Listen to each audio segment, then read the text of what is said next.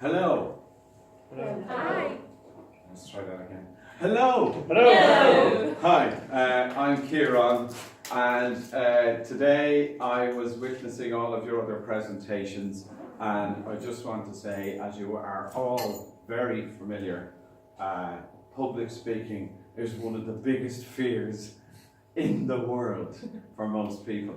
So today what I'm going to be presenting for the next 10 or 12 minutes is the benefits of a stand-up comedy workshop for public speaking. Now, what is stand-up comedy?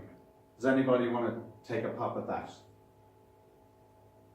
No. Cracking jokes. Cracking jokes. Yeah. What was it? Entertainment? Right. And that's about it. Right. So, basically, when anyone thinks of stand-up comedy, it's some fella standing, or lady standing up on the stage going, banging out a few jokes. But what I want to talk about is just, we'll say, a little more about what stand-up comedy is and how that might apply to public speaking. So I went for an Oxford definition of stand-up comedy, and it's the type of comedy in which an entertainer, typically standing alone on stage, tells jokes or amusing stories directly to an audience.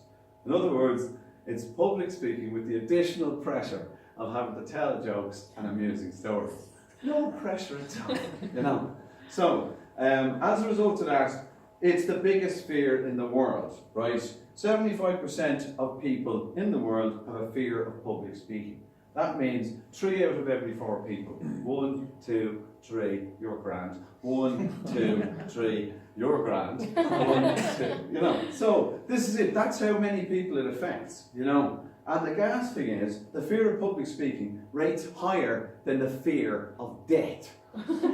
Now that's what's weird about it. My contemporary, my stand-up colleague that I know very well, says most people would rather be lying in the casket than delivering the eulogy.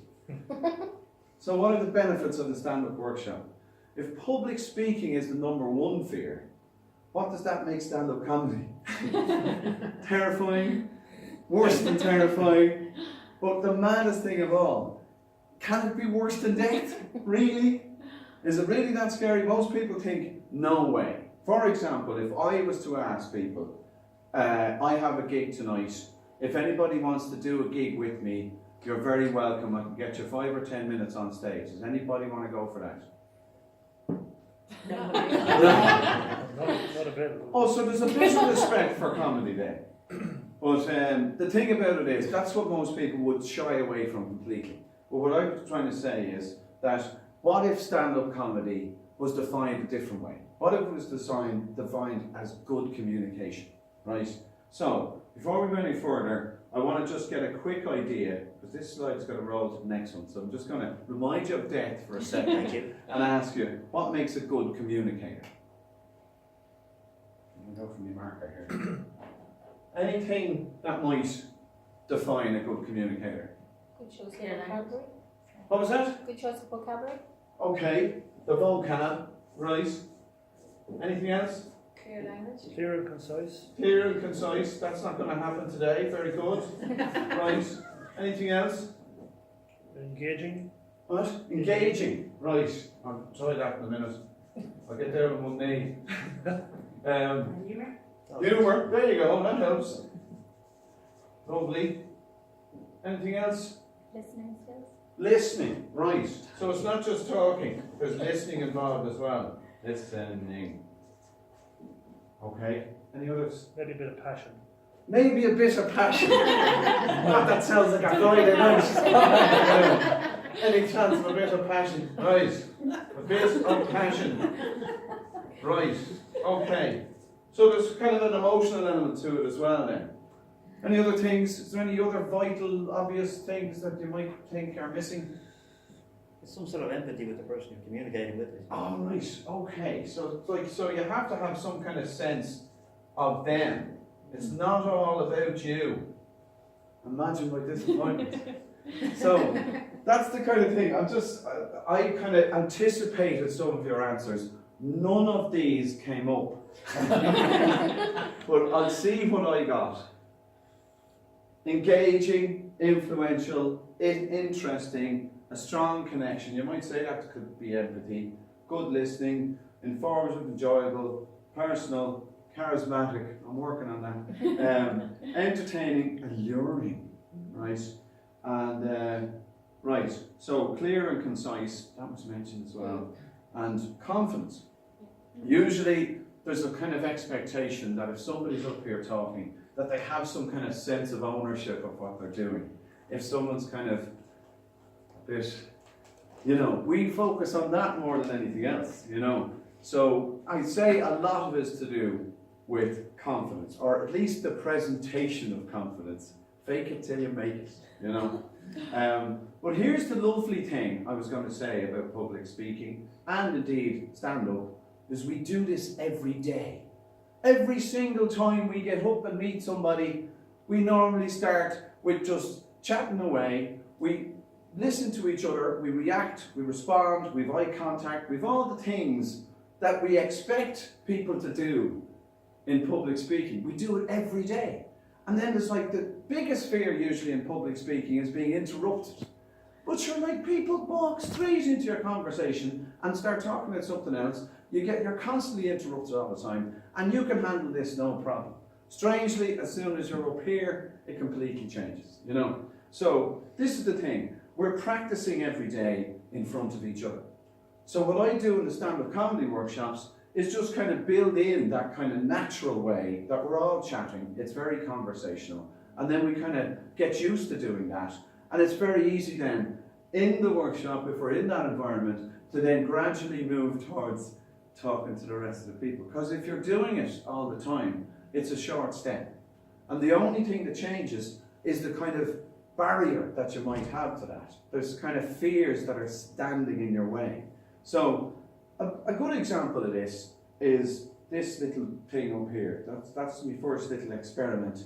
And that is, I'm just going to go down here and say, how are you? What's the story? No story. No story? That's very defensive, isn't it? That's good. See, the thing is, this is a classic Dublin greeting. It's probably a very Irish greeting.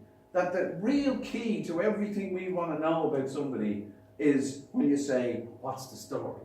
That's the classic Dublin thing. I was living in Waterford for a couple of years, and their version of the same thing is they stand there, they rock back and forth, and they go, well. And I was standing there going, they're about to make an announcement. But it turns out that means, well, tell us everything that happened to you today. So really, the biggest part of communication, especially when you meet somebody, is you wanting to know about them. Some kind of curiosity, something that you'd love to know about them. And when you get, there is no story, it leaves you with very little to do. But the nice thing about this is, like, for example, Samantha, I know that you're from Australia, right? But I don't know anything other than that. And I've been wondering about this for the last few days. So what part of Australia are you from? Sydney. Sydney. Mm-hmm. My sister married one of you guys and we haven't seen her since. Fair play. Excellent. So just even for the sake of just getting a little bit of information, there's some kind of communication. The other thing I did there that I noticed a lot of other people didn't do was breaking the fourth wall. Right? There's a technical term. Right?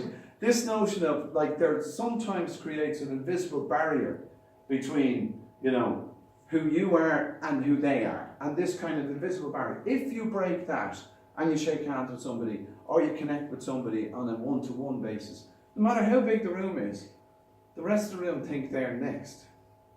So there's a completely different kind of dynamic in the room by just breaking that once, right? And I tell you, the most impactful, and is that a word? The highest impact version of this is probably the most simple thing that everybody knows. I did it at the beginning, I'm going to do it again now, just in case this slide flicks it. Slide flicks it, I can't say it. Too much coffee. But here's an example of what I'm talking about. Hello. Okay.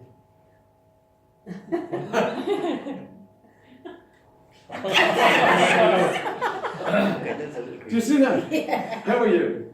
I wanted to do that because immediately when you say hello, it demands or expects a response, right?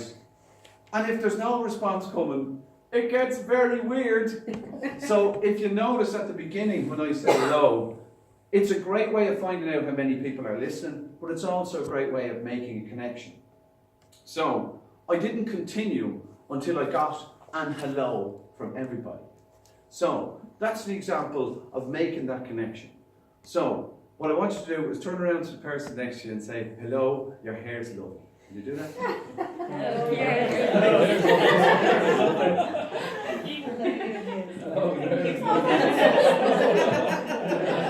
That's the other thing I want to do. You can see that the room has changed again. It's not just this big silent wall anymore. People are a bit more relaxed. A lot of time when you're talking in public, people are looking straight ahead and they haven't talked or communicated to people left or right. When they do, it relaxes them a little more and then the pressure's off you. So, this is a little introduction. Best way of thinking about this is, for example, in Ireland, the worst time you could ever call into anybody about 10 or 20 years ago when I was growing up was just after the Late Late Show started on Friday night after 9:30. If the doorbell rang then, what would be your first reaction? Pretend you weren't home.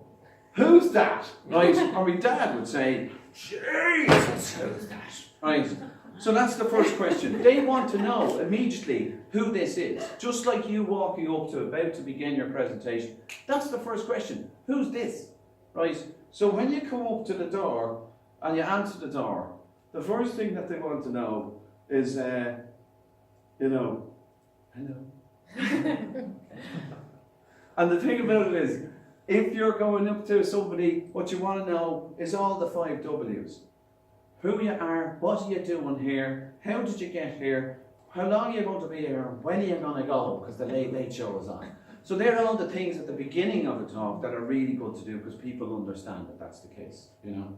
So, that's Lionel, making a connection. So you create a curiosity, that's the thing. With hello, they want to know more. And if they want to know more, that gives you an opportunity to create the connection, create the curiosity, and then develop it. The thing about the workshop is that I would actually try and attack all of those fears, right? Because the biggest thing about this is if you're in a situation where you're expected or demanded to get things right and do it properly, it really limits you. Whereas if I'm trying to relax people, I'm trying to get them to a situation where it doesn't matter if it's right or wrong, it's much more playful. Because once it's playful, then you can make mistakes. If you can make mistakes, you can get better. If you can't make mistakes, you're very limited, you know. So, the play versus fear, usually when you're looking at an audience, all the things you think they're judging you about, they're thinking about a lot of different things, you know. Knowledge, attitude and skills, these are the things that during the workshop I'll be trying to develop. The attitude of not really caring if it goes well or badly gives you much more fun. The skills is about practicing and getting used to it so that it's normal. And then knowledge is about understanding what's happening when you're up here. So, just to recap, hello, what's the story? It's just talking. That's all you're doing when you're up here. And you do it every day. So, an enjoyable experience of making connections, playful practice, confidence, moving from a fearful to a fun attitude, relaxing you and making you more natural. So that's all the things I wanted to say to you today, and thanks very much. I have a couple of evaluations. I'm going to pass them out at the end. I'd love to hear if you had anything to say. Thank you. Thank you.